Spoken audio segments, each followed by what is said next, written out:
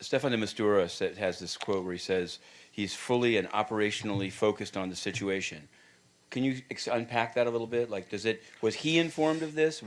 Has he had a dialogue with either the United States or anyone else? I'm not what does it mean to be operationally focused? I'm not aware. I'm not aware that he was informed. I don't believe anybody in the UN was informed. But as I said, I'm just not aware that he was informed. Obviously, I think the events of the last few days are likely to have an impact on his efforts. And so I think, like all of us, with the Secretary General, his envoy, we are focused and refocused on trying to get make sure the political process and the Geneva talks stay on track. And the Secretary General's belief that there is no other option but a political option remains, and he's asking everybody to recommit to the Geneva talks. I have some other. I mean, I don't want to. If anyone else wants to go on this topic. No, go ahead. Go. Ask your other question. Ask your other question. All right. I want to.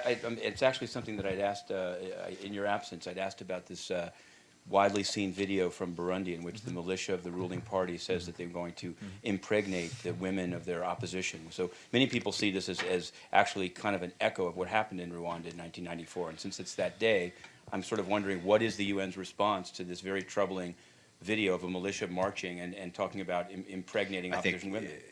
This kind of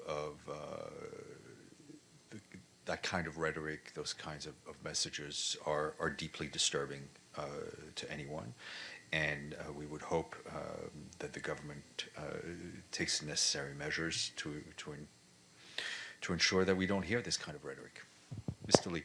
Sure. I wanted to ask you, I guess, about the UN system and freedom of the press. The FAO, the Food and Agriculture Organization, is pursuing a criminal case against a publication called Italian Insider in Rome for essentially, the publication says, for just covering them in corruption within FAO. And I wanted to know, is there any UN policy? Obviously, they're free to write a letter to the editor or whatever else, but they're affirmatively actually trying to shut the publication down. Is that consistent with the free press principles that the UN system says it espouses? The UN is here to defend the free press, as we do here. I'm not aware of the FAO case.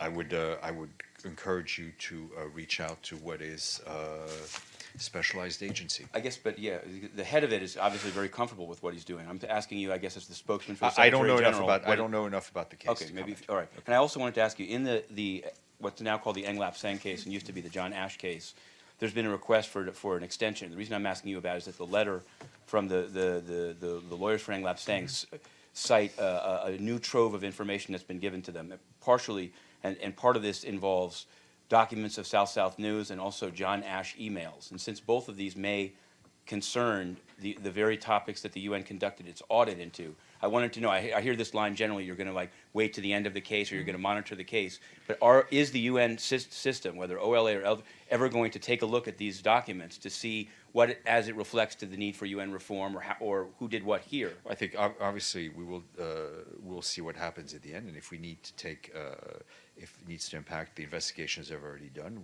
we'll take a look at it, and we are, as a duty, cooperating with the relevant judicial authorities. And did you? I'm sorry to follow up on this, but yesterday I'd asked you about the financial disclosure things, and you'd say I wasn't clear from what you said. Like I'd ask you. I'll check. I don't know if the rules have. I just changed. like a we response. Can check. Just like maybe we'll you forgot to put it, I'll or check. maybe. Okay, I'll check. Thank you.